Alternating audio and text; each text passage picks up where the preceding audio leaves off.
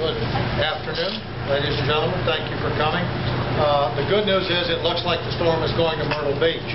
The bad news is that a half a degree of change from where the storm is right this minute will put it directly over Savannah. So we're not out of the woods yet, but we look an awful lot better than we did earlier this morning.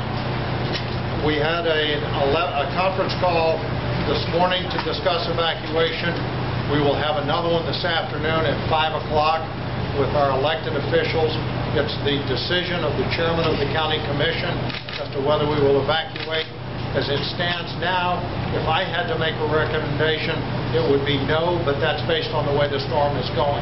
Certainly that can change. It's important that your viewers remember that this can change. They should still be preparing for a storm, and there's two more out there that are possibly coming in our direction. They don't look like it right now, but they could be. It's also significant that a couple of years ago, the National Hurricane Center changed their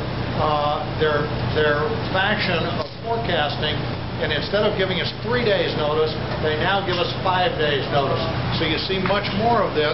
It gives us much more time to panic, much more time to say, oh my gosh, we're gonna get inundated.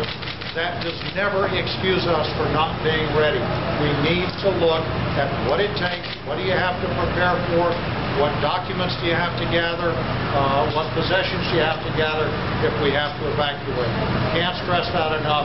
Always be prepared. It's that time of year. Ladies and gentlemen, are there any questions? Yes. You say as of right now, no evacuations. How much of a window do you really have between when you need to make a final call on that? We're really in very good shape from that standpoint. If we had to make a call based on the current forecast, we would have more than ample time if we evacuated with a voluntary on Thursday at noon and Friday morning at 0600 for a partial mandatory. And at this stage of the game, it would only be islands and low-lying areas, which we'll define later by community, so that there's no possible mix-up in what defines an island or a low-lying area. But that's a what-if situation. Yes? So are you saying it's highly unlikely that the entire county would go under a mandatory? That's correct. The question was, is it highly unlikely that the entire county would go under mandatory? As it stands right now, and all this is really important, all this is based on the current forecast, that the entire county would not go under a mandatory.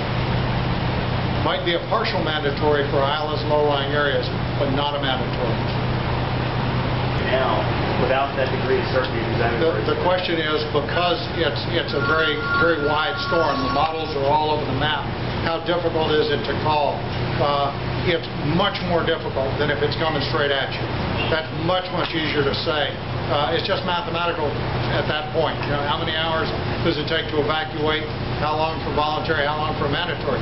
In this case, it's do we or don't we. It's maybe tropical storm. It's maybe Category 1, maybe Category 2 storm. It's much, much more difficult to anticipate and to make that call. Yes? How closely have you been working with the Georgia DOT for the contraflow out of Savannah and Chatham County? Very closely. Are they ready to make that switch? They're ready to make it. I have tremendous confidence that they will work with us and they will follow our recommendations. Although for a partial mandatory for islands and low-lying areas, we would not turn the highway. Yes? You mentioned that it makes it more difficult for you